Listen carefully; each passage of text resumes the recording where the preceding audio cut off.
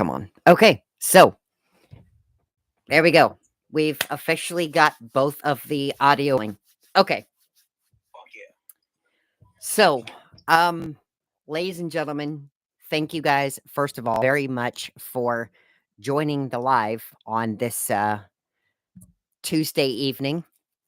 This is the very first time that I've got to spend time with Richard. Richard is also the other Toga brother. That's how it all started. He's been the mastermind behind some of these videos, behind some of these ideas.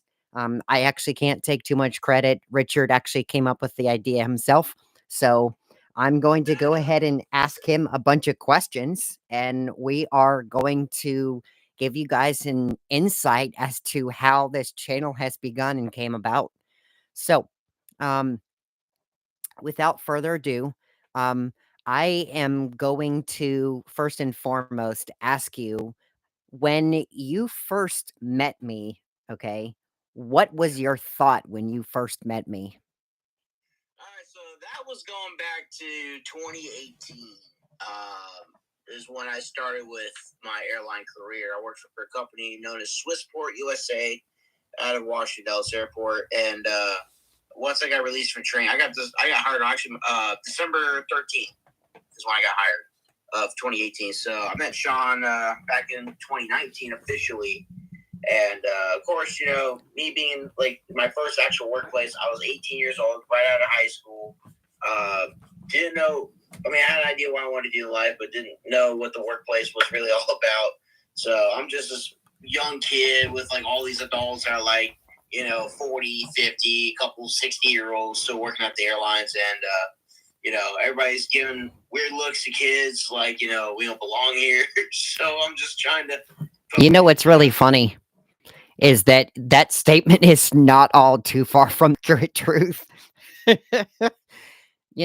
I expected it when we got into the aviation industry. I expected it to be a lot of folks that were of the older age, in their 30s and 40s and maybe even in their 50s.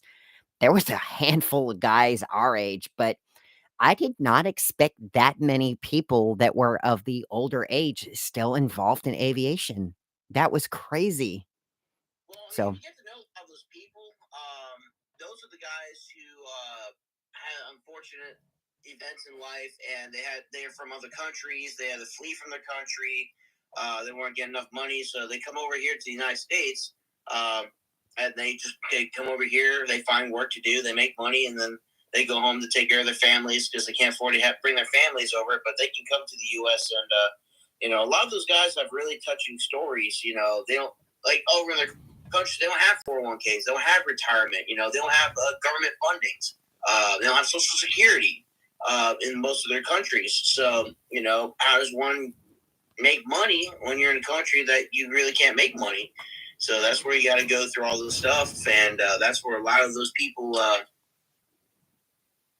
where they come from. They come from all those countries, and they come over here, and they just work, work, work. That's all they know how to do. So a lot of their stories are just absolutely mind blowing of what they do and how old they are too to take care of their families, their grandkids. They do a lot of interesting stuff, and their stories always touch me. yeah, there have been multiple stories that I remember, guys that have been in the industry for 20 plus years, and they're like, "Well, when I was your age, this is how it was back then." And I was like, "Oh, really?" And then it really clicked on me, like, these guys have spent, like, practically half of their whole childhood playing around with planes, the same thing that I got to do, like, 2, 3 years ago.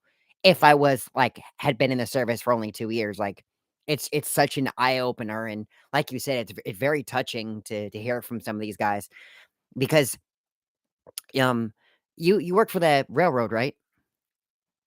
Correct. I work for Burlington Northern Santa Fe, aka BNSF Railway Station out of Kansas City, Kansas, as of right now. It's fair to say that you, hadn't only worked for them, yes, correct? No. So I worked. Well, yes, you are correct. But I've worked for other railroads. I worked for a contractor of BNSF Railway, which is called ITS Con Global. Mm-hmm. They run a bunch of these intermodal facilities, Eric, aka containers, trailers, Right. piggyback on these trains that go by. So I used to be a loader over in the Edgerton, Kansas facility, and before that, I was with Norfolk Southern Railway out of Manassas, Virginia. As you know, Washington Dulles is both of our pride and joy and home. So, got to take one from the team over there. Thanks for sharing that with us, Richard. I sounds like you've had quite an extensive history involved in the railroad. And I think when we first met, you actually spoke to me that that's what you wanted to do. And I was absolutely ecstatic to hear that not only did you want to work with the airlines, but you wanted to stick with transportation in general. So, that's very admirable.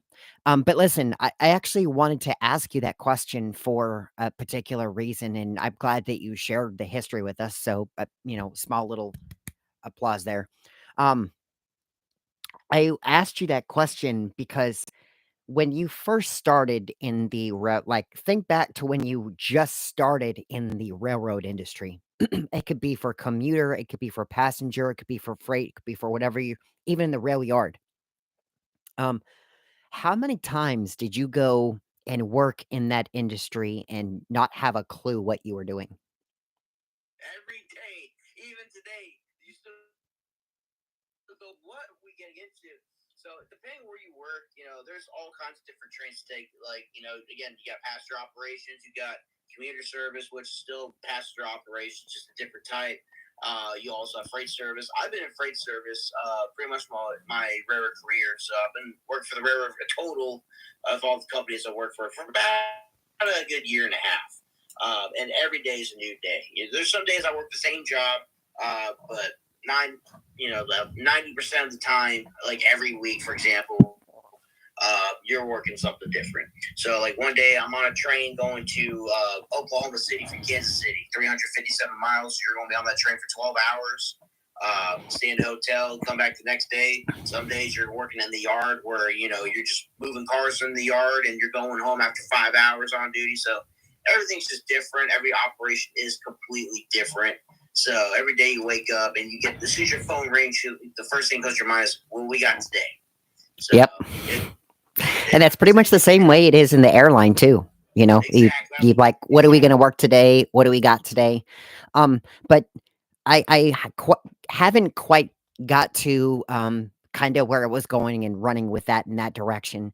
Um, I know that sometimes the right word, I think it's called a child prodigy. Sometimes there are people that just it clicks like from day one. Now, I think you kind of are half and half on that. You just kind of knew how the system worked and how the railroad was going and that sort of thing from just being so involved as a kid, as a child, not even been in there. But so let's take that beside the point and let's kind of throw that to the sideline here. Let's imagine you hadn't stick your nose in any of the books. Now, would you have been as successful if you hadn't been aside, side by side with anybody else in the industry? Do you think you would have been as successful as you were today? Oh, absolutely not. Even today, I'm not successful. You really can't say based on, not only just where you came from, but you got to know, you got to look at your progress, right? Right. You got to know what you're doing now, what you're learning every day, and take that and learn more stuff every day. I mean, in my backpack, right? So we have an iPad, and as this iPad has all of our rule books, has all of our timetable information, has everything that we need to know, right? But still today, I kid you not, even with Norfolk Southern, when they gave us iPhones to do our paperwork and all kinds of stuff on, right? That's how we do our work. That's how we look up our rule books, our information, our train stuff, everything. And so I'm still one of the few guys that actually still prints out information, maps, rules, train charts, track charts, everything. Timetable information, radio stuff. I still print that out, and my backpack weighs almost 50 pounds. It's nothing but books because I make my notes about what yard I'm in, what we do, how do we do this move? How can we move these cars around? If I'm in this track, how can I work it, etc. Just because I want to learn about what I do, what I can do, what I'm, what do I need help on? What do I need to improve on? And where can I take this information? Right. Right. And so I'll sit here for hours and I'll draw maps, the same maps. Here. This whole thing took about a few weeks, like maybe 4 or 5 weeks of maps. Like each one is like one map. Right. It's split like 4 different yards. Mm-hmm. Just so I know, hey, I know something now. This is what my notes are. So now I print them out and I give them to everybody like, hey, these are my notes. This is the maps I need. Check them out. What do you think? Could they be improved? Do they need improvement? Can they help you out? Can they help me out, etc.? And of course you're going to get different answers because everybody's different. There are people that are like, yeah, that's awesome. Learn they can. There's people like, oh, I don't care. I've been here for 50 years. I'm ready to die already. You're going to get different people every day, unfortunately. So, but the main thing to be successful is to learn. Right. That's the one thing I'm going to tell everybody is learn everything. Even if it's not, even if it's not going to help you really with anything, maybe you see something later on and you have, you ask a question like, hey, what's this, there's this passenger car that's sitting in the freight yard. What's this passenger car doing here, right? We're not going to touch it. We have nothing to do with it, right? It's just there. So I want to know why the heck this passenger car is there. I learned about it. It's like, oh, okay. And look, somebody else might ask me, I've seen the passenger car there for 30 years. What's that? Well, it's for this. How do you know? Because I learned about it. Okay. So, even useless information can still be good information. Well, I don't really think it's useless. I mean, it's guided you to where you are knowledgeable. Actually, you're more knowledgeable now. But let me pause here real quick. Where are you getting this information? You're getting it from your mentors, right? And I think this is where I was trying to get at from the very get-go is you had mentors to mentor you and guide you and help you learn the material. Yes? Oh, absolutely, yeah. It's the same thing in the airline industry. Like you didn't know a whole lot until you had mentors. And I mean, you may have recognized some of the aircraft types, you may have recognized some of the routes, you may have recognized some of the destinations, but I can almost guarantee you, you didn't recognize some of the equipment that was used to offload it. You didn't recognize the procedure on how to maneuver these, or you didn't recognize the proper way to bring it into a gate or this and that, and the other. I mean, maybe you've seen it, but it never really clicked until you worked there. But you had mentors to mentor you to show you how to do it. And then once you did it and felt comfortable, they said, there you go, all yours now. And now with that knowledge, you just went farther and farther and farther. So back to what you originally said when we had the beginning of the interview is that you meet, old people and you meet new people, new gen, old gen, all this. But the one thing that catches me the most is that some of these people, even, the younger crowd that have been there for a while and the older crowd that have been there for years, they're your mentors. They mentor you. It's kind of like an apprenticeship, essentially. It's like a live apprenticeship. You know what I'm saying? Instead of you going to school and then spending it and then learning, it's you're learning as you're going to school. And then it's like, hello, this is the real world. Like it's right in front of you. Just go ahead. And it's the same with the railroad. It's the same in aviation. It's the same in the restaurant business. It's the same in hospitality. It's the same no matter where you go. But 9 times out of 10, you aren't as successful if you don't have mentors mentoring you. Now, like I said, sometimes you could be a child prodigy and you could just know everything, right? And then sometimes even they don't even know everything, but they know a lot. Like they know practically an encyclopedia's worth of knowledge, and you can just kind of rely on them to help you out. Um, so um, I think that has pretty much guided you and me in this whole industry, and even in your industry, and even in the railroad.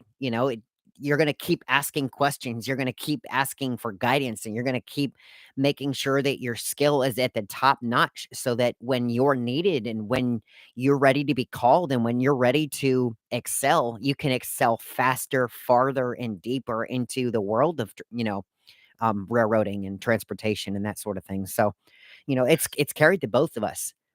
Um, I'm going to go ahead and shift gears here a little bit.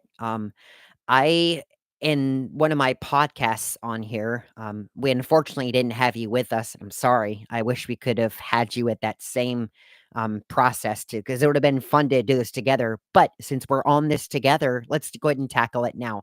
So in that podcast and in one of the videos, I talked about how I got involved in it. Um, do you want to go ahead and I maybe you may have mentioned this in your video as you mentioned Independence Air on how you kind of started with that. Um, but do you want to briefly just go over, how you got really into it, that sort of thing? Because I kind of went into the detail as far as going to Chicago and sitting in front of that window pane and watching them work a flight, and then years later, I had a conversation at one of the stores, and then somebody approached me and said, "Hey, do you, kind of reminiscing there. Hey, do you want to, go work for an airline?" Thinking, hey, I remember those guys that were out the window. Like I could do that. Like, and now look at me now. I'm about 4 or 5 years into working for a major airline, and I think I'm about 7 years now working for the airline industry, and I couldn't be anywhere else. So, do you wanna go ahead and just share your story real quickly? And, you're also welcome to share, how it has helped you, grow in other areas in your life. So, go ahead.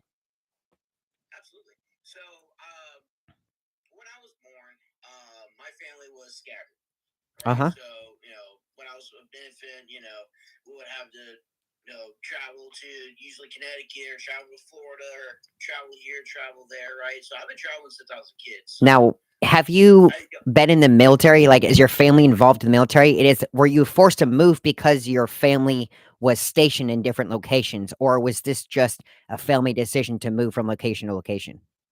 oh, I never moved at all. This is just, visiting family in general because, again, Okay. our family is so big that we got to travel to see our family. They Okay. have to see I got us. you. Yeah. Yeah, so we never made like a one way thing, like, oh, only they can see us or we can see them. It would be vice versa. So, like my grandparents, when they were still alive, they would come see us from Florida. They had a house in Florida and Michigan. So, like in the summertime, they go to Michigan, the wintertime, they go to Florida. And so we're in the middle in Virginia. So they would come see us, we go see them, etc. So I've been flying since I was a little kid. And I remember, just like you, sitting in, staring at the window, pretty much drooling down the old window panel, watching the guys work, looking at the different airplanes. And that's what sparked an interest in me as a kid, is watching how these flights work, watching how people work them, learning how everybody gets involved in aviation, what this tool does, what that does, because I'm all about moving mechanical parts. Can I ask you how old you were when you remember standing in front of the window pane, just watching people work the airplanes? Do you remember roughly how old you were? I was probably two. I Oh, was probably 2 years old. real small. Okay. Yeah, Yeah. like just learning how to walk. I Uh-huh. mean, my memory's sharp when it wants to be. I can remember stuff that Yeah. I can We remember. all suffer from that sideways mentality and memory. So, brother, we all get it. Trust me. But go ahead. It's a blessing and a curse. I can remember stuff like Yes. how good. It's like, oh, this petting zoo, and I was like 3 years old. It's like, oh crap, what I had for dinner yesterday? I don't remember. Just it comes and goes. But Yes. So, yeah, so you were tiny and you remember observing them loading the aircraft and you just thought it was great and all that stuff. So, that's where you left off. So, go ahead. yeah, so that's what I remember seeing, since I was a kid, is watching these planes come in. And the first memory I actually have is when Independence Airline was a thing, as I mentioned in previous videos before when I did a whole episode on it. Which you should There go was this. check out if folks that are watching or listening, if you aren't familiar with Independence Air, I highly encourage you to go check out that video. Now, it is a bit lengthy. It's about 30 minutes long, or maybe even a little bit longer. But folks, if you're not familiar with that, there's a whole bunch of packed information for you to view in there and great stuff to learn and listen to. So, and courtesy of my brother down there, Richard. Okay, so there you go. That's Independence Air right there. Okay. So go check out that video and that whole podcast or the interview and whatnot. So I highly encourage that, and you'll actually see some footage that was taken of the history that was there. So great content and anything. But anyway, go ahead. I just wanted to share that so that they could, catch up with Independence Air because I never even knew about it before you mentioned it. I learned it from you. Yeah, because Independence Airlines, has so much of an impact at Washington D.C., Washington Dulles, and all the other sub airports that all these big airline companies were trying to fight over. And so Independence was one of those small airlines, just like Independence was back then. Like Southwest Airlines. What Southwest Airlines, Avelo, Frontier, Spirit, what all they are today. As a matter of fact, Southwest is becoming the #1 airline industry to start to serve random destinations. So, for example, Kansas City here, of all places, Kansas City, it's not much of a major airport. There's not much around here, right? But it's in the center of the United States. So what did Southwest Airlines do? They say, hey, you know what? We woke up one day. You know what? We're going to have a nonstop flight from Kansas City. You're never going to believe this when I tell you this. This just happened last week. Nonstop service from Kansas City to Jamaica. Oh my goodness. Kansas City to Mexico. It just keeps getting better. Exactly. So now it's like clockwork. Exactly. Yeah. All these little sub airlines that are now like, you know what? Our customers want to get over here. So instead of making everybody do like 15,000 direct flights and fly for 27 hours nonstop on 10 different aircrafts that have to run to the airport at least 10 times, just catch every flight to get to the destination, why not just do it in one shot? And that's exactly what all these little airlines did. So that's what Independence was. So we would fly Independence when I was a kid from Washington Dulles to Hartford, Connecticut, or from Washington Dulles to West Palm Beach, Florida, sometimes Fort Lauderdale. We go to Orlando sometimes. It just depends. And then, of course, growing up with airlines, when we would travel everywhere, we eventually in 2006, Independence Airlines shut down. They filed bankrupt. United kind of been fighting with them a little bit. Of course, you're going to have competition in the transportation industry. Our railroads, it's nothing but competition. How can we be better than this railroad? Et cetera. Airlines, they're doing the same thing today. Avelo Airlines, Frontier, Spirit, Southwest, United American, Delta, all the other ones. They are now saying, hey, we are better than you. They're like, no, we're better than you, etc. You know what? Now that you mentioned that, I remember vaguely coming into Swissport, and there was an airline that was open, brand new, and they were offering, excuse me, they were offering great service, and it was like, are you kidding me? Like, pinch yourself, like, is this real life? Like, I gotta be dreaming. Yeah, they were only in business for, check it out, 2 weeks, and they went bankrupt. So it's not a very unfriendly industry that some of these carriers and some of these business partners everyone is always fighting for a spot. It's like a parking lot, on Black Friday, everyone is fighting for that parking spot to be the best, to be the closest and all that. And not everyone gets a chance. You've got to be the best, to be the top, to be all this. And sometimes got to have a little bit of competition. So, and that's unfortunately what happened to Independence Air. They didn't really do all that well. Not to say that they weren't a great airline, but in the end, they just weren't able to make it through the top among the other competition. Yep, they didn't account. There's a lot of things that airlines don't account for. When it comes to costing things, it's not just airport fees. It's not just having registration fees. It's also about fuel. It's about shaping your aircraft to how you want it to be. It's about buying other aircrafts. Saving money to sell aircrafts. Independence had 3 different types of aircrafts. They had I think it's called the ATRs. Oh, I remember those. Yep. Which United Express had for a little bit. The little yeah, I was just about to say the same thing. But Yep. they only flew them to very specific destinations because they didn't they at the time they weren't very fuel efficient, if I'm got to be quite honest, but they've made some improvements in fuel efficiency. The only route I've ever taken one on was from Dulles to Colorado Springs of all routes. And Colorado Springs is a very small airport, believe it or not. Like there's maybe 3 or 4 gates in total at all. Wait, is that for the you said, wait, let me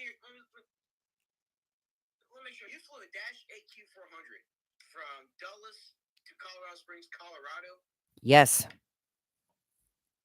I will have to dig out my photo album. I may have saved it on my my hard drive that I keep all my photos that that I take when I go out and shoot photos that I've saved on my smartphone, that I've saved on my point and shoot, my DSLRs.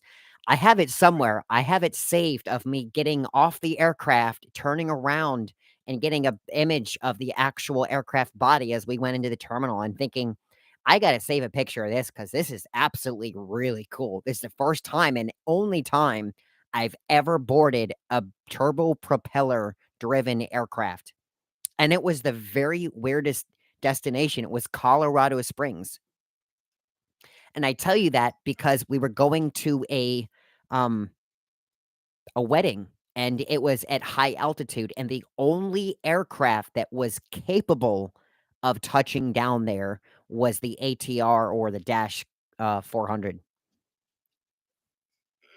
I mean, Yeah. I just looked it up. It's got the range of 1,100 nautical miles, which, if you do the calculation, that's 1,300 standard miles. So, I guess it could get the job done. Mm-hmm. So, Yes. With the Pratt Whitney 150. Yes. Those good things. I remember when I was coming to Swissport, they just got rid of the props, and we were learning about it and all. Yes. Same here. I was like, cool. I don't feel like chopping my head off. Yeah, no.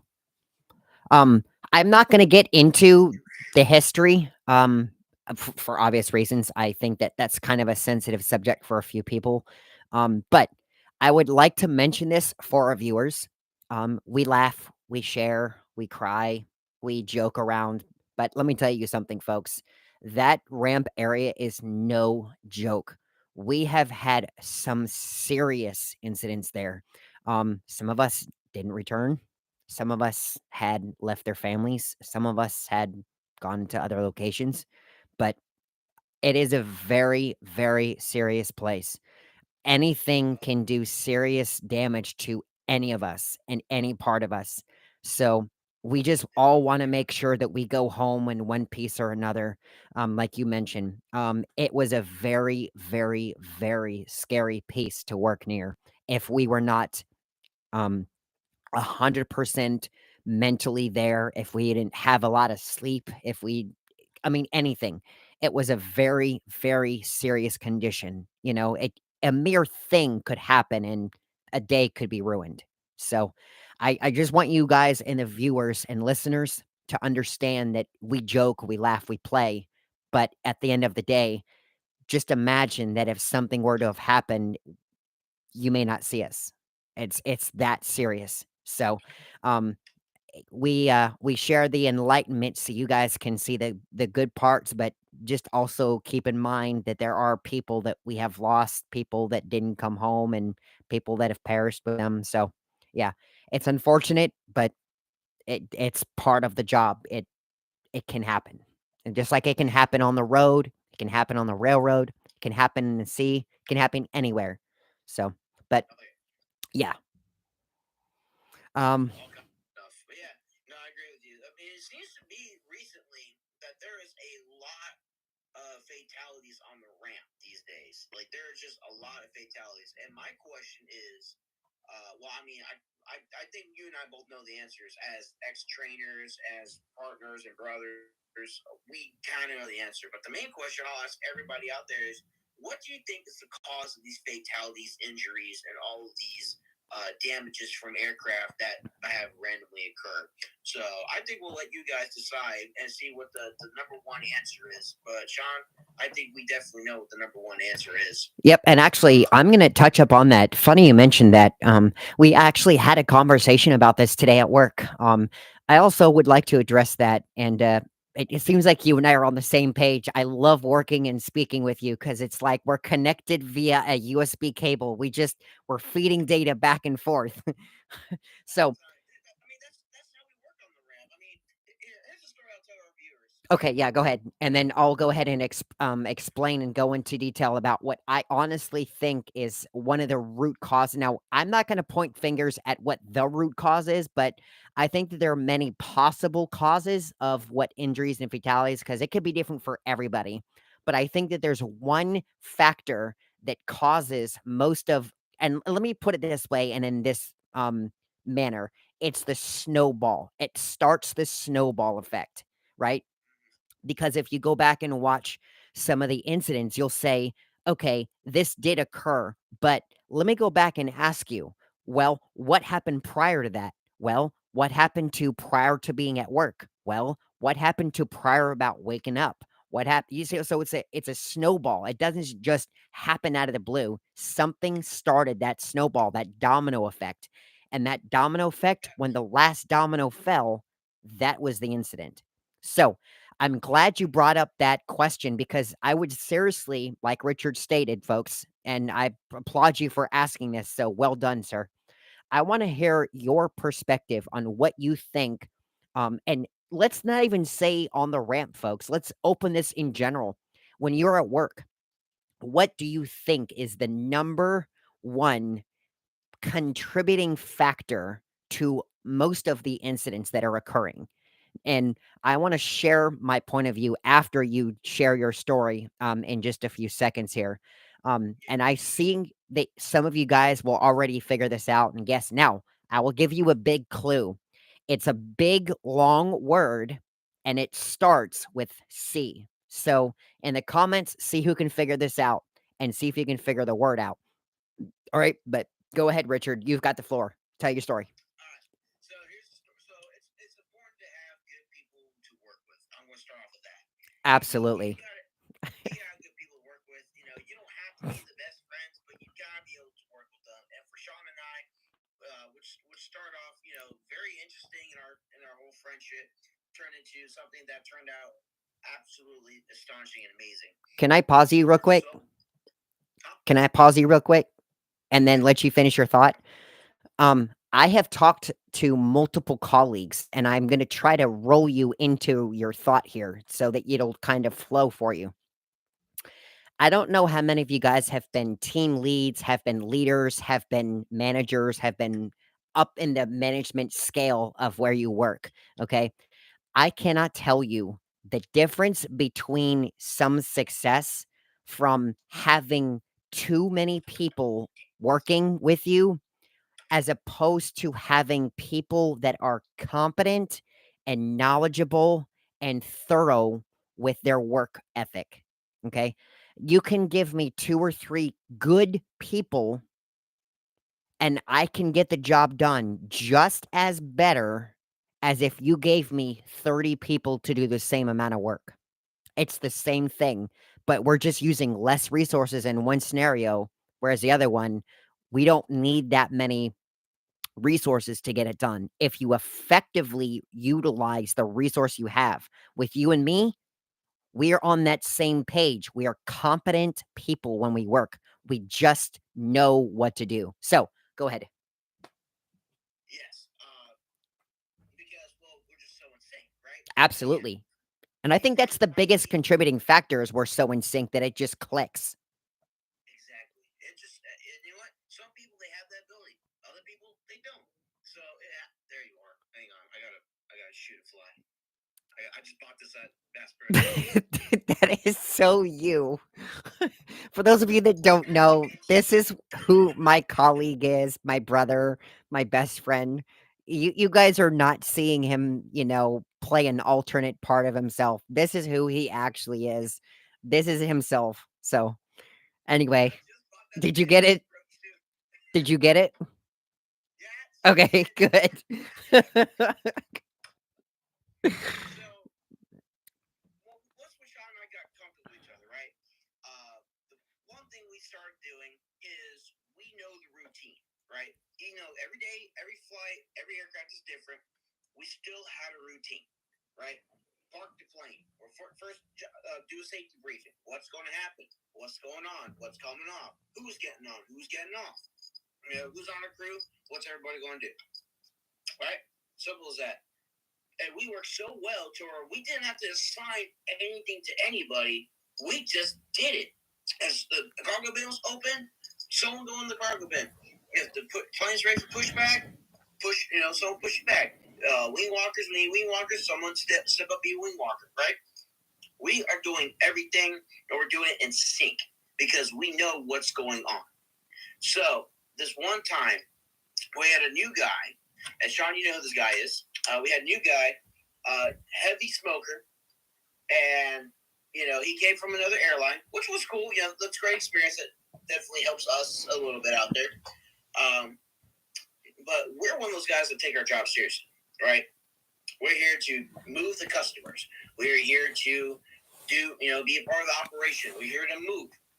The world doesn't turn unless we are there to step foot to make it turn. The world's not going to turn itself. We got to turn the world, right? Yes, and actually, if we don't do our job, the snowball still is in play here. If people don't realize that in the airline industry, the clock does not stop. Okay. When planes are inbound, planes are departing elsewhere. When planes are elsewhere, they're coming in. That means that our planes have to go out. So if we're not working in inbound, if we're not working in outbound, there's still work to be done. So it all is interlaced together. So we do not stop the domino effect from continuing to roll. Because let me tell you something, if you've ever had dominoes and laid them all up to, push them over and watch a really cool thing, if it stops, it's extremely difficult to start the process all over again. It takes one domino to start the whole thing. But once it stops halfway, I guarantee if you push one, it won't start the whole process. You'd have to have like 25 people push each domino and start the whole process over. So it just causes more problems and more work if we don't do that. So it's a win-win situation the way that we operate. So yes, we're professional. Yes, we have integrity, and yes, we enjoy doing this. But at the same time, folks, let me be real clear here. We are doing it because of that, but I would be also lying to you if I told you that we were not doing this because we did not want more work later. So if we didn't do that, we'd have multiple planes waiting to be parked when planes weren't even pushed out yet, meaning that we'd have to rush double time and it would just cause chaos. And so they would have to move and then they'd have to wait. And when we had a nice downtime, instead of having downtime, we'd have to park those planes that were coming. And it's a never stopping, never ending process. So we did that because we wanted everything to flow smoothly. That's all it is at working at the airport. It's all it is working at BSNF. Trains constantly moving. They're not stopping. They may be stopping because of a certain procedure or because that there may be some pauses, there may be some track stops that they were told via the conductor that you must wait for the prior train to proceed before you use the same track. It's the same in the aviation. It's the same in hospitality. You can't use my room if I'm not checked out of it yet. So if I keep delaying you from checking in, you're not going to check into your room. It's the same no matter where you go. So go ahead though. So we had this one guy. He did not want to be part of the operation at all. He helped us a little bit, and then boom, all of a sudden just disappeared. So that's when you and I had to double time. The passengers were loaded, bags still had to go. So that's where we made a plan. But we made a plan without saying a word.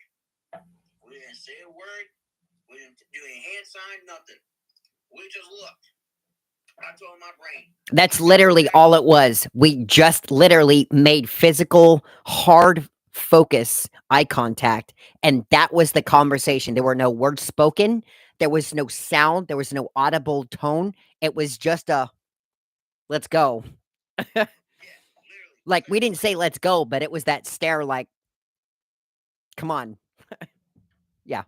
Yeah, I nodded him. He nodded back. We acknowledged what the fuck was going on. I basically told him, "Hey, I got the back. You got the front." We nodded. He went up to the jet bridge, and I was going down. I was going, walking down the belt loader, grabbing the bag, going up the belt loader, putting it in the plane. Did the same thing, back and forth, back and forth, back and forth. Each bag going to Burlington, Vermont, weighed over 55 freaking pounds. I kid you not, folks. Doing that on a really scrawny belt loader with nothing to hold on to. Oh man, oh man, fun times, fun times. But you know what? We got it out. And that's all that matters. She was gone. And of course, I chewed that guy out later. Who haven't I chewed out? I appreciate you sharing that, because I think that that gives some valid insight to our viewers on, some of the serious, skills and some of the serious things that we don't talk about 9 times out of 10 is when we absolutely have to step up and basically double time the work and get it done, because we are our own mentors. We are our own lifeline. Like, who wants to be a millionaire when you don't know the answer and you have those 4 choices to decide how you want to tackle the answer so it helps you get there with a giving hand? We are those lifelines. That's us, folks. We are our own person. And sometimes it doesn't happen once in a blue moon. This happens more often than you think. We're all helping each other. Um, but if you don't mind, I would like to share a memory with you here. Kind of like that, funny phrase that they all talk about. That's the moment of silence. Um, but not an actual moment of silence. I want to share a funny story with you. Now, as you know, you're involved in transportation and I'm involved in transportation. And there are certain policies that we cannot disclose, and there are certain procedures that we cannot disclose, because that's what we were sworn to do. And I will not degrade that. I will not jeopardize that in any way or shape or form. So,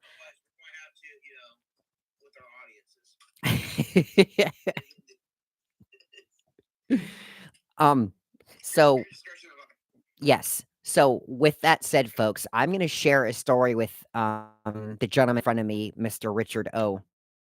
Um, this was a evening departure. Actually, it was not. No, I'm sorry, folks. It was. It was an departure, um, because we were stationed in the states and we were working in an airport within the states, and this was an international departure. I don't know if you guys know this, but there are certain arrivals that have a curfew, okay? And these curfews cannot take flights after a certain hour. So a flight may actually end up getting diverted. They may have to divert because of past hours. There's no personnel to work the aircraft and that sort of thing. It's not what? Yes. Okay. I was hoping that you would catch on fast. So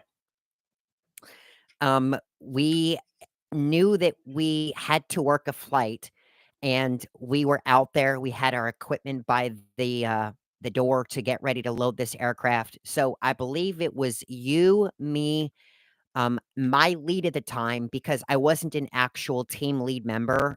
Technically on the roster, I wasn't listed as a team lead. And it was you, me, that gentleman, and I think it was a fourth employee, because I think they were, yes, they were, because they were in the pit. They were loading the actual aircraft. And so it's getting, yes. And I believe this was the Embraer 175. And we ended up loading section of the compartments to get this out on time. And we started to load as per usual, as per our protocol and our standard work performance, right?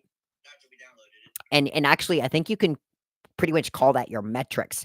You start loading at this time, you start doing this at this time, so it all flows to be accurate on time departure with no deviation. Okay. Now, that's kind of a joke in the airline industry, because there's deviations everywhere, and we kind of get it on time as best we can, right? I say air quotes, so just bear with me, folks. All right. So we loaded one section of the aircraft to get ready to get pushed out for an on time departure. And we got most of the bags in there. And we were informed that there were a few flights that had been coming in late, and they were going to have these customers run to the gate to board the aircraft for an on-time departure. Okay, um, for purposes and for confidentiality reasons, I'm not going to mention the airport destination that it went to. But the airport that it did have to fly into had a curfew of no later than, I believe, 22:45. It had to be there at 22:45. Okay. And having had said that, we knew that we were crunching very close to the on-time departure. This didn't mean the plane had to leave the gate at that point. This meant that the wheels had to be on the runway up in the air at 22:45 for the time that it left the air to it arrived in the station. That was how long it took. So, having stated that, there were a few bags that were showing up, and we knew that you guys did not want to deplane this aircraft and have to go find a previous flight, okay? Because I understand, we understand, I'm sure he understands that it can be a nightmare and a headache. So, um, Can you hear me we now? wanted, yeah, I can. Oh, there you go. Yeah, sorry. The railroad, it's unpredictable. They call me at the worst freaking time. Oh, okay, no wonder. So, um, Yeah, it gave me a call. So it was trying to call me see if I want to work another train tonight. Is tomorrow a thunderstorm? It's cold. It's raining. I have tonight, tomorrow off. I said no. The money is not worth it. well, I appreciate that, and just know that if you were to have needed to have, departed, that we would have understood that because it's part of the nature of the industry. I completely understand you, but like I said, thank you so much for joining us, and, I appreciate your dedication to our channel, so, um, but so we're almost done with this story. So, it had to be up in the air, and it had to be what we call wheels up, meaning it had to be physically flying at 10:45, not a minute later, absolutely not a minute later. Okay.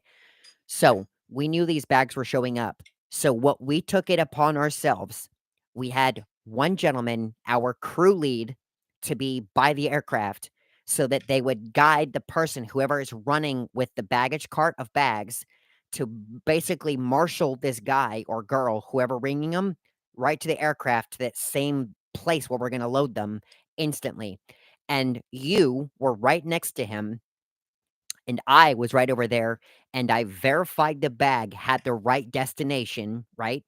And, I pulled one out, looked at it, tore off, the one of the, pieces that we need for, reconciliation so that it goes to the right place, okay? And, so I grabbed one off one. I slid it to the next guy. He put it inside there.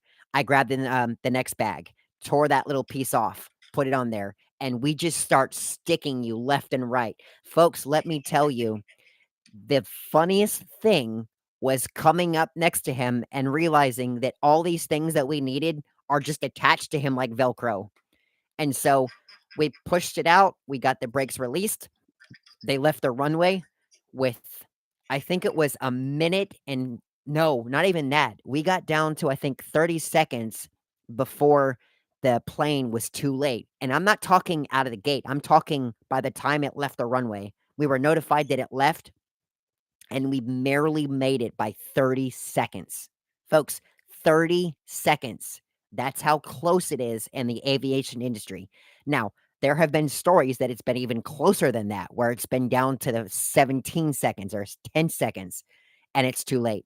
So, but I think that's one of my favorite stories of working between you and me is that we just, like you said earlier, we were connected via a USB cable. We knew what to do. And so here I am grabbing this little the piece of information that I needed, and I stuck it on there. I tore it off. I stuck it on there. I tore it off. I stuck it in there. I didn't have to tell you, come here. I'm sticking it on you. You just like, here, give me my arm. And it's like, and we were all on the same page. The worst part was it was so cold that night that when he took the freaking stickers off, he took my hair off and it freaking hurt, man. You know what was I didn't realize it. I was trying to get the plane out. you know what was really funny too is that our crew lead, when you and I were like, okay, we're going to devise a plan, we're going to stick to this plan, and we're going to do this. By the first, I think, 2 or 3 pieces of information that was tore off that we needed for reconciliation, they were like, what are you doing? And then it clicked after the 6th piece of information that they tore off. Like, oh, I get it. So he was like, come on, tear it off, tear it off, tear it off, tear it off. It was really, really, really funny. But let me tell you, if we hadn't have done that, I don't think we would have gotten it on time. And you would have had to deboard it. You would have had to wait till tomorrow. It would have been a whole fiasco. So we saved the day by doing that. Yeah, and then my arm hair pretty much grew back by now, so I think we're good. I would hope, because that was like 4 or 5 years ago. I think that was back in 2018. If I'm not mistaken, I think it was 18, if I remember correctly. Yeah. So, Yep. yeah, that was one of my favorite stories that I wanted to share with you. You Um, know what? I'm going to share with you later, Sean. I'm going to send it to you, but I still have that picture okay. of me with the I stickers. know exactly the one you're talking about. Yes. I remember the next night when we were working together again. That's when I found out what one of my dad's friends was working for United as a building maintenance guy, and so having known that, of course, something would have broken in my hands. So what I remember when, because the chutes on the jet bridge. So for you passengers out there, our lovely, lovely viewers, we love you so much. When you guys trot down the jetway and your bag is too big for the cargo or for the overhead compartments or the seat in front of you, what do? You give your bags to us as a gate check, right? As a valet. And so what we do is the stairs that go up to the jet bridge, which you guys know is there, because when we're trying up the stairs, we shake the whole jet bridge, and everyone's like, "What's going on? It's an earthquake?" No, it's just me, my fat self, run up the jet bridge, to save the day. We'll grab your valet bags, and we'll put them down the chute, which is also next to the stairs. It's a slide. Well, one day, my slide decided to not slide, but go backwards. So his back is also backwards in the back. So I think it was the same guy who was with us on that flight that we were just talking about. I think he was at the bottom, and yes. yelled at him. I was like, "Hey, arms out!" He's like, "What?" Up comes arms out, and the back drops his arms. So I'm looking at this thing like, "What just happened?" And so he's like, "You have to throw it." I'm like, "It broke." He looks fine. He goes, "Oh, it did." So that was that second night after that. Yes. I think that I don't know if I'm gonna be able to get this next person I'm gonna mention up in our podcast section for our interviews when I do that. But there was Where he goes, I'll just drag him in. all right. Anyways, Okay. Yeah, so the next person I'm gonna mention is actually part of our group. If you guys aren't aware, there's a word for us. We're called App Geeks. He is part of the quadro or quadfecta, not trifecta, but quadfecta, because you got me, you got Richard. We're the Toga brothers. We're a pair. We're the dynamic duo. And then the gentleman I talked about with that flight that had to leave on time, he's part of the crew. And then there's one gentleman that really stuck out with me that really knew what he was talking about, was great, was awesome. He got it. He was almost like he was a child prodigy too. Like he's an Av geek himself as well. So yes. Still to this day, I don't think he does. So folks, I'm hoping that I can have this next gentleman that's going to join us for the podcast in maybe a couple episodes later. But it was the gentleman Richard and myself and this gentleman as well that I was just speaking of. I'm not going to disclose his real name. Now, if they want to, they can, but I'm not going to disclose it for security purposes, obviously, because the internet. Um, but in any case, I am going to tell you that that same dynamic on that flight that we worked to one of the international destinations, we have what we call a not transparent, um, transition bank.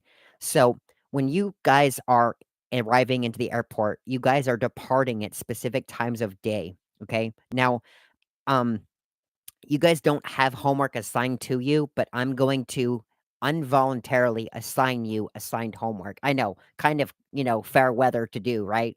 I came here to listen to a podcast, not get assigned homework. Okay, Yeah, I go. graduated high school like 5 years ago, Sean. Damn it. So go home tonight and try and book a flight. Now, look at all the possible flights that are available. Go to Southwest, go to United, go to Delta. Okay. And look at the departure times. Okay. You will notice a few things, but one thing that will stick out to you the most is you're going to notice that there are groups of times. You're going to see a group of flights leaving at, say, 8 o'clock. You're going to see the next bunch of them leaving at, say, 10:30. You're going to see the next bunch of them leaving at, say, noon 30. You'll see the next bunch of them leaving at 5 o'clock.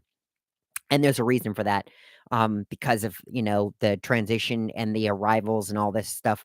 You guys got to remember, planes are moving all around the world at any given second, okay? And they all cannot share the exact same GPS coordinate. So they have to time this so they can share that same route so they're not colliding. Well, obviously, duh, Sean, but there's a reason I'm mentioning this. So when you guys notice that sometimes there are no planes at the gates and we're still there, it's because we know in about an hour or so's time, there's going to be more arrivals. There's going to be more flights to work. There's going to be more movement going on. So, I mention that because we have a few what we call banks. Now, not your money bank, although I would wish we had money banks, right? Oh Um, yeah. so we call these banks, and banks is a group of flights within a time frame during the day. So one of the banks would be our morning bank or your AM bank. Okay. So that would be from, say, um, 5 o'clock in the morning till about 8 o'clock AM. Okay. That will be the AM bank. And then you would have your 10 o'clock to noon or 1:30 flights. That would be your afternoon bank. Now, in our station, the most of our departures and arrivals together, not just one or the other, but both, okay? We call it Mega Bank. Now, Mega Bank is a chaos. I don't mean no one knows what to do. I mean things are moving, things are going, things are loaded, things are departing, things are taking off, things are moving all around the gates, this, that, and the other. A whole lot of chaos is going on in a matter of minutes. Okay. Within those 3 hours. Okay. So that's from 2 to about 5. Now, you notice that I mentioned certain times in certain brackets of time, but I didn't mention from, say, 1 hour to like the other hour of an 8-hour gap. Okay. That's because they're gaps. Now we call these gaps transition gaps. Now, I remember specifically working for this contractor one day, and we were working our transition bank. So it was from the end of our departures into our next arrivals, okay, which occurred at about 8:30, 9 o'clock PM, right? To get ready for our 10:30 departures, 11 o'clock.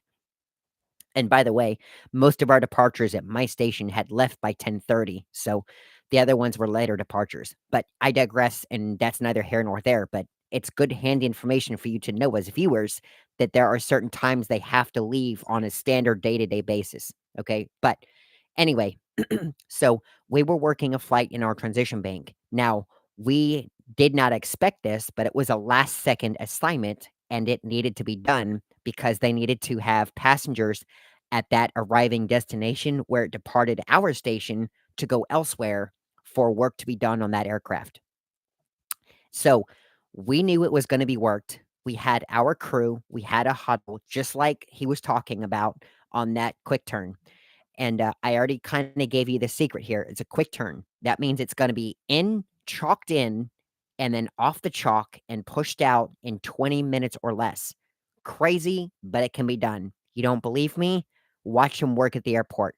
By the time you step off that aircraft, the foot leaves the jet bridge door into the terminal. The next customer is already starting to board. Okay. They're that efficient in 20 minutes time. Okay. Now, you're not going to board a wide body in 20 minutes. It's just not going to happen. There's just like 400 seats. You're not going to fill 400 seats in 20 minutes as they come off. It's not going to happen. Well, if you're a very light ferry flight, maybe, but that's for later. That's in another podcast. We'll discuss a ferry flight and the purpose of a ferry flight for later. Okay? Because there are ferry flights. Yes. So I do remember we all had a huddle, and I believe we had about 3 or 4 carts show up at the gate. And now you would think, why are there bags there if there's no plane there? Because they knew that the plane had to go out quick. So they brought the bags to us first, okay? After they went through TSA, after they went through the security and got, screened and were okay to board, right? This is no like unnecessary knowledge I'm sharing with you guys. You guys know this. You drop it off at security, it goes through, and it comes to us, and then we load your bag. Okay. Um, so we had this 3 carts and maybe 3 and a half, 4 carts. And so we were out there basically saying, okay, these bags are going to go here. These bags are going to go here. We're going to put them when the plane arrives. So what we decided to do was we decided to assign these people to arrive the plane, park it. That's what we call it, park it. Or the actual technical term is called marshaling. You marshal the plane in, or as you known as parking it, parking a plane. We parked it, we chalked it, we offloaded it. As soon as we offloaded it, the person that was inside the pit volunteered to stay in the pit for the upload. We said, look, we got to do this quickly. We will reward you with a break time later. We'll all chill out, hang out later, but I need you to do this for us, please. They said, okay, fine, I'll do this. And I really couldn't thank them enough. So they went ahead and did the offload and the upload. Okay. And we got it done with 20 seconds to spare. And this was down to, I believe, somewhere in South Carolina, if I'm not mistaken. I don't remember the exact airport that it was, but I somehow recall that it was down in South Carolina of all sorts. But that was one memory that working with you that I don't think I'll ever forget. We were just so in tuned, and we assigned tasks, and everybody was just on their A game. Like it was kind of like hungry hippos. Like everyone's ready to attack the food when it's dispersed on the game board. As soon as it comes on there, everyone's like, I'm gonna eat it all up. And then once the last one is done, everyone's good to go. So that was I know. That was pretty bad, wasn't it? Never again. Sorry.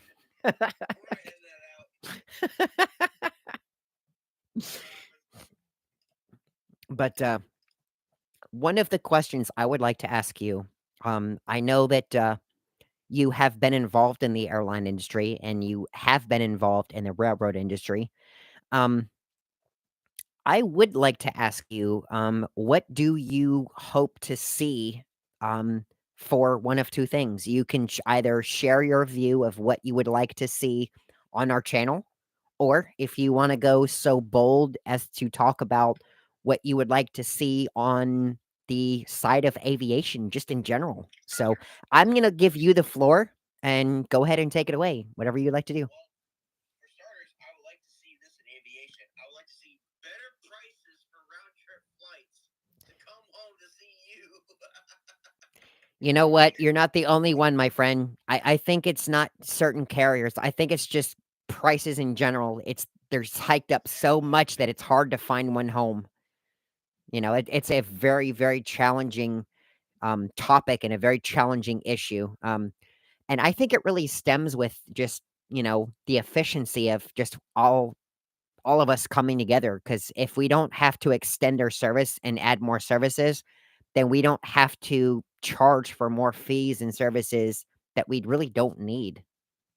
Exactly. So, and like, it's all just really depends on what's happening. So, that's where you, again, here's a good topic for everybody to understand, and we need to do a video about this: how to book flights, how to look at where you're going, how to know how this flight's going to work. That's a video we need to do one day. And man, I am the like, why is a morning flight $421, but if I take a night flight somewhere, it's $359? You know, You and I both know the answer to that, but um, I think that raises a great question to our viewers. You know, why is it that, and you know what, Richard, let me extend that too. Why is it that I book a flight on Wednesday and it's $500, but I'll book it on a Tuesday and it's 250? Same destination, same time. Why is it cheaper? There are reasons for that. absolutely. But nobody will know the secrets until the next time we explain it. So that's all I can say.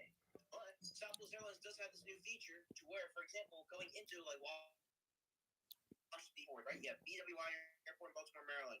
You have Washington Reagan National, Washington D.C. You have Washington Dulles Airport in Dulles, Virginia, right? Now, if you have a certain area, now you can select every one of those as your destination, see every flight that goes to those destinations. So now you can see a price difference.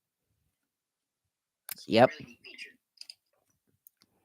So, of course, they're all still expensive. God dang it. Well, let me try. Look, $359 is the cheapest. $2.92. Oh my. So, just to give you guys a little bit of a story here and a little bit of some background information here. He is trying to come, visit some family and some friends in DC. Now, you don't have to, for the purpose of the internet and to keep things clean here and things moderate, don't disclose your actual location, but you live near St. Louis, yes? I'm in Kansas City. All right. So, I'll say MCI. That's fine. Okay, so you live near MCI. Okay, for those of you guys that don't know, and I told the viewers we're gonna do a video on that too. We're gonna do how to break down the 3-letter acronym for usually most of your stations, your airports, okay, and what they mean. Okay, but you live near MCI or St. Louis, or no, sorry, Kansas City. You're coming to DC now. For the viewers, it is for us on DC, it's about 11:40. Okay, for you, it's about 9:40. Correct. Negative. I'm 1 hour behind. So 10:42. Okay, this is recorded on the 24th of October, 2023. Okay, it is October. Okay, summer has already passed. We have yet to get into November. We have yet to get into December. So the prices you're hearing definitely are going to change if you book 30 days from now. Or take a look at this. So here, we were just talking about it, right? So Absolutely. when you're flying on certain dates, right? So the dates I want to fly is from the 6th to the 9th. So I do round trip is $611 one way. If I do it the day before, it's $421. Same trip, same leg, same aircraft, same time, same destination, but it's different prices for that day. Guys, you can't make this up, right? As the joke says, you can't make this up. So, yeah, it's you but there's an algorithm there somewhere, and in a video, I will let the mastermind here that's down below me, that's with us, Mr. Richard O, okay? I will let him break that down. And while I have you on here, you specialize in being able to read weather, yes? Absolutely. Perfect. Meteorology, radar Doppler, all that for the last 8 years. I did a video on reading weather that is approaching, and I talked about the shelf, the cloud shelf. I talked about the color. I talked about the clarity. I talked about the movement of clouds. But I think I'm doing a disjustice to the person that knows it better than me. So in one of these podcasts, we can set up a live stream and we can do a screen share, which I have done. I know how to do this on the actual platform. And we can go ahead and stream and show you how this is done and how you can read this, because meteorologists on your local news channel, on Facebook Live, YouTube Live, all those publications where you get your weather, okay? They go to school for this, they learn this. It's a science. And so you can read it the same way they can. So it's not that hard. There are some special skills that you can use if you want to get deeper into that.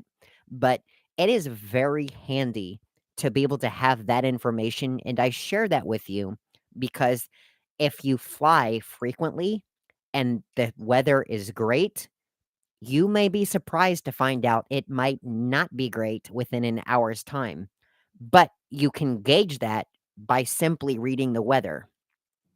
So, I would like to do a video with you, or a podcast with you, whichever one you choose. I think probably a video would be better for the visual reference. But if you think you can describe it, we can also do a podcast. I think that would be pretty fun, to be able to use while you travel. And we can just talk about some weather patterns. We can talk about some characteristics of weather, whether weather has passed, whether weather is approaching, whether it's in transition from one type of weather to another. Um, that it's possible to have three different types of weather in an hour's time, because that is very possible. I've seen it happen before.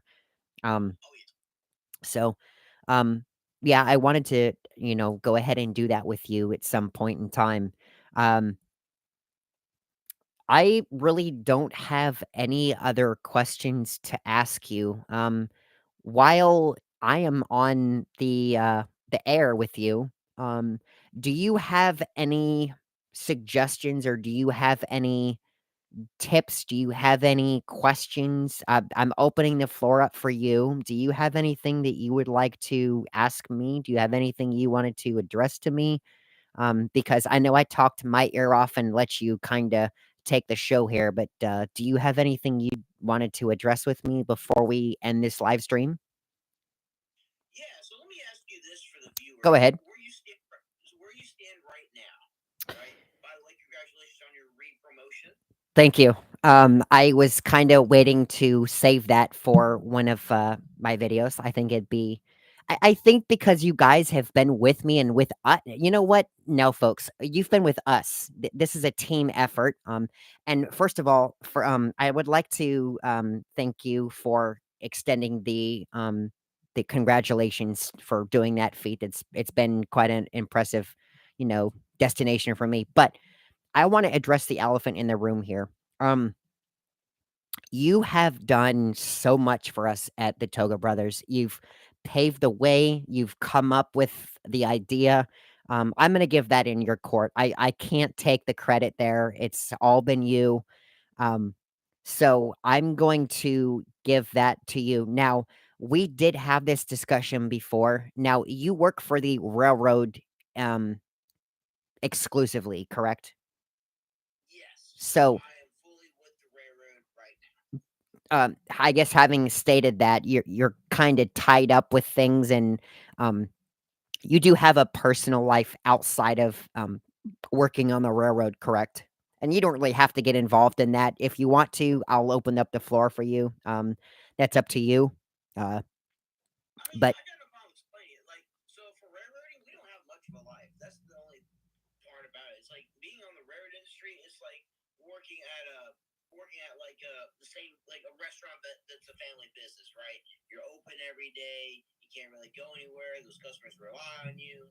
So our operation relies on us to where I mean, we do get really good vacation time. So like I build up my seniority. Like after 10, 15 years, I can get 6 weeks of seniority per year, and it's possible to do that, which a lot of other companies they don't do that. But when you're starting out, it's going to be rough as it is now. I get like my industry is stopped because I got called from the railroad. They call me for if I want extra work tonight. Of course, it's It's cold, it's raining, it's thundering outside, and I don't feel like getting sick again. Of course, I'm on my off days right now. Sometimes we get off days, sometimes we don't. So right now I'm on a schedule with off days, and they'll call me for, hey, do you want to work this train for extra money? And you can say yes or you can say no.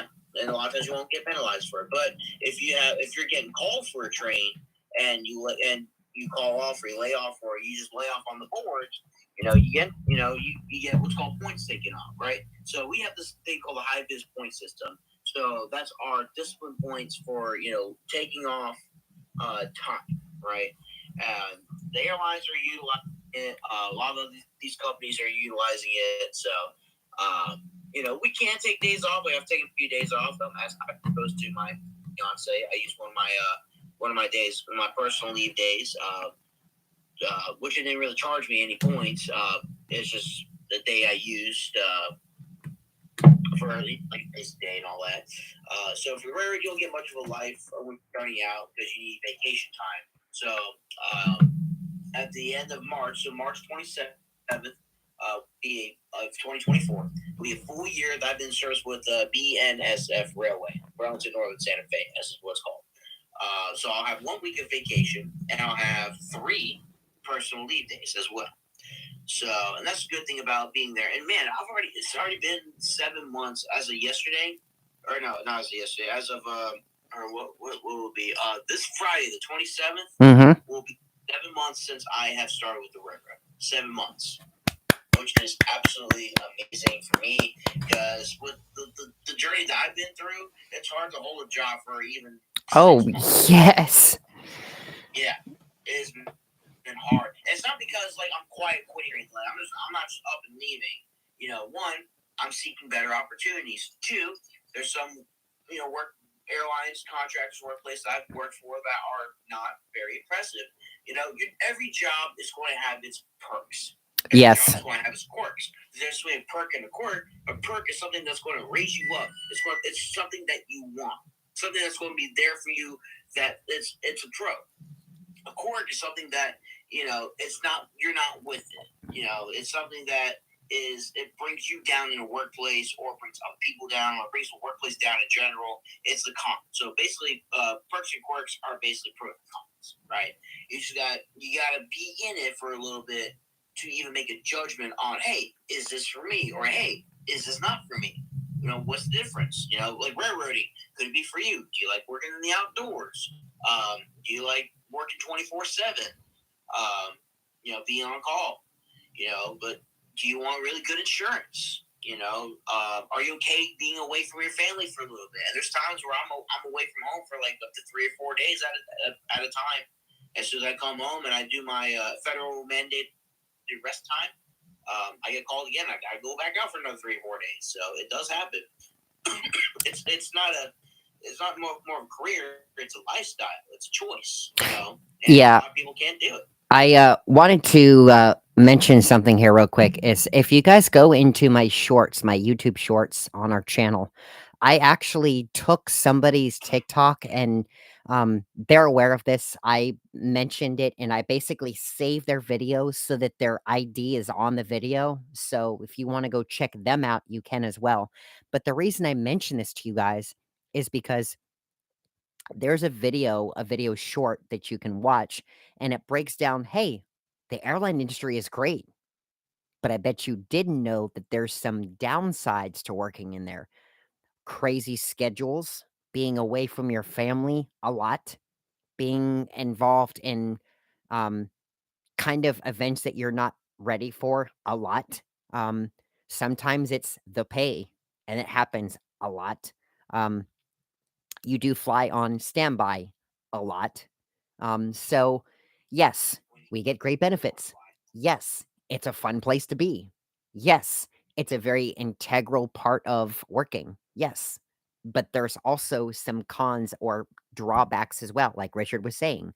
So, I encourage you guys to go watch that video. And I'd be surprised if there wasn't one for the railroad too. I bet you that there's a breakdown of, good versus negatives of working there as there is with any place, really. Oh yeah. Um, Oh yeah. I also wanted to kind of segue my question to you into, I guess, where I was trying to go with my thought here. Um, I know that you're tied up with a lot of stuff and you're tied up with your transition with your new life, which I commend you for. I appreciate that. You've grown so much. I've seen so much change within you. I can't believe I'm seeing the same person I know when we first started working at Swissport. It's so surreal. Um, and it's just, it's a blessing to be able to see you, progress and transcribe and um, just essentially evolve. It's like a Pokemon. You keep evolving until you reached your final form, and I'm very, impressed and proud of you and that sort of thing. But I tell you that because you and I both created this channel, and this was your idea. And I think you and I both had a conversation one night, and I was fully supportive of your choice. I was fully supportive of your decision. And Richard, I mean this with the most kindest of hearts and with the most compassionate. I want to see you do the best that you can, and I want to see you do great things. Um, but I felt like it was going to be a lot on your plate to be able to bounce this, to be able to bounce some things that was going on with you at the time, to be to bounce, your new job, to be able to bounce your schedule, to bounce some family life. So, um, I would like to take on the responsibility between the both of us, and I'm going to share this with you guys. We have come to the conclusion that even though Richard did come up with the idea himself, we will always be the Toga brothers. Now, I'm going to pause this because I want to show you guys a very special gift that was given to me by himself. All right. Um, if you guys will excuse me, I'm gonna go ahead and step away from the mic here for just a second because I'm gonna show you, and you guys should see it and view it on the actual video. So here we go. You ready? This was made by Richard himself, and we are the Toga Brothers, and we are I-80's finest, and we will always be Ramp Ops crew. Okay. Now, if you guys can see, I do have a cover on this, and I have it around my neck. This never leaves my neck. Whenever I'm at work, I always think of him. Whenever I'm sleeping, I always think of him. Whenever I'm whatever I'm doing, and not in that way. I know that that's where you're going, but let's keep it PG. All right. I think my viewers, and I think you get the point. The idea is that we're two peas in a pod. We always are together because we will always be, as the channel suggests, say it with me, folks, the original Toga brothers. So I share that with you because I am going to take over the channel from this part. I would also like to share with you folks that my brother down there has a phenomenal channel dedicated to train work, dedicated to the railroad. Folks, if you think that our channel is great, go check out his channel. You will be flabbergasted at the content that is there. And he's going to share it off like it's no big deal, but we both know that he's put his heart, his soul, his tears, everything that he has that is in that channel. Highly encourage you to check it out. He has Train X Productions on YouTube. It's great work. And so this is the mastermind between the Toga Brother channel. So it is with my heavy heart and his that I'm going to go ahead and take over this channel from now. So when you hear me talk about we, I'm talking about the both of us being together, being the brothers. But 9 times out of 10, folks, I know that you always ask me, well, where is Richard? Well, where is the other brother? Where is this guy? Um, there may be times where he's not going to be here, but it doesn't mean that he's neglecting you. It doesn't mean that he doesn't care for this channel. It just means that he's got some things that he needs to take care of. He's got to balance stuff together, just like I am. So I'm going to go ahead and take over this channel from here on out, and this will always be our channel. But I'm going to go ahead and take ownership of it. Um, and yeah, so we have some great things for you guys later on in some more podcasts, and I'm going to feature you in some more interviews and some more stories because brother, we have some stories to tell for decades those 2 stories, those 3 stories were just some of the very best stories that we have. We have many more. And folks, we also have some trips planned and some moments that we've had that, we don't talk about, and, I think that we're gonna open up the floor for some of those as well. Um, and, yeah, so, I wanted to come on here and show you guys the mastermind, Richard.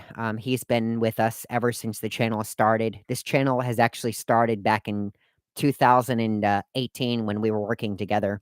We came up with it back then. So, um, I think I'm gonna go ahead and cut the shop here if you don't mind. Do you have anything else you wanna say to our viewers before Oh, I have to address one thing before we go. Um, uh, actually well, yeah. So, do you guys remember our discussion earlier about incidents occurring in aviation? Now, you guys have listened to us ramble and talk and, yip yap and this, that, and the fourth. Okay. Now, there's one word that I shared with you, and I try to get you to guess, and it's a long word, and it starts with a C. Do any of you viewers know what we're talking about? No? I'll give you a guess. No, I know you're listening, so, shout out your answers if you're listening, all right? All right. You've got all your guesses. Cool. The mystery word, complacency. Complacency is the biggest factor in reasons that incidents occur. And complacency, Autopilot. yes, mental autopilot is a very real thing. Yes, Incidents occur because we think what is normal is right, what is normal is okay. And sometimes, just sometimes, we have to step back and think, yes, I know this is normal, but is this right? And sometimes, just sometimes, we can go home in one piece if we do not what is normal, but you finish it. So basically, it's complacency. Is everybody around with complacency is like I mentioned earlier. It's autopilot. Your brain is taking over, and you are not having any control of yourself. You're tired. You're getting off of work. You have a long day ahead. You just had a long day, and you don't even know where you're at. You blink, next thing you know, like you missed your exit 20 miles behind you, or you blink, you're like, well, I just got my car. I was at work. How did I just get home? Yes. So I am all the time. I do it on the train sometimes. It's scary. We have my engineer and I, we have a conversation. We leave Kansas City. Next thing you know, we're in Emporia, Kansas. Emporia, Kansas from Kansas City is 120 miles. So next thing we blink, when do we get to Emporia? So it's very scary, especially if you are out there with dangerous equipment. It takes one little thing like that to just end it all. It takes one little thing to end somebody else's life. It takes one time, but Yes. we all fall in the category, and we don't. And the scariest part about it, we don't realize it's happening. It just happens. Yes. So you go time portal, and boom, you're in a whole another dimension. Yes. So if we stop and not do the normal thing, but the right thing, we can all go home in one piece. And that's what we hope that everyone here on our channel does. Not just while you're viewing us, not just when we're here, but every day. That's what we hope. We hope that everyone goes home in one piece because we like you guys. We want to see you around our channel. We want to see you guys interact with us. We want to have fun with you. You guys are the reason we are here. You guys are viewing us to see what it's like in the aviation, right? We see this. I see this on a day-to-day basis. That's my job. That's what I do. It's what I do for a living. He has seen this for majority of his life or a part of his life.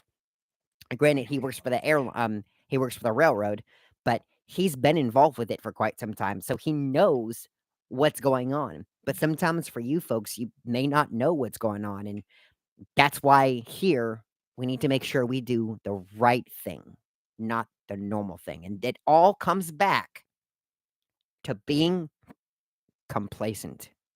So I'm gonna go ahead and end our stream, our live, our first podcast on this channel with you and me together with that thought. I really don't have much other than I appreciate you being here. It's been a joy to have you with me. I miss you so much, brother. We're gonna have some fun with this channel, and I cannot wait till we have some more content together. But anyways, do you have one final thought before we terminate this transmission? Well, if I can find a good flight that's not costing more than $1,300, I can pay back on the Affirm app. By the way, here's another trick for you guys. If you want to if you have good credit score and you want to save a little bit of money and you want to pay a flight back, get the Affirm app. Get the Affirm app immediately, and that way you can pay back flights, and you don't have to pay. For example, if you have a family emergency and your flight's like, oh crap, it's $2,000. I need to go to England. Well, use the Affirm app. So that way you can make payments off of that, and then you can pay back as much as you want, as long as you pay back your minimum that you set. So, for example, this flight that I'm about to book, I'm going to pay $105 a month. If that's the minimum I pay, I can pay more and pay it back off, and boom. It can even boost up your credit score, too, if you pay it back on time and you're just, if you're good about your credit score. So do that as well. And for that being said, Sean, I'll see you in town, your town, our town. November 6th. Alrighty, I cannot wait. That's what, a few weeks away. Maybe 2-3 weeks away. Yeah. All right. It's been real. It's been fun, Richard. I appreciate all that.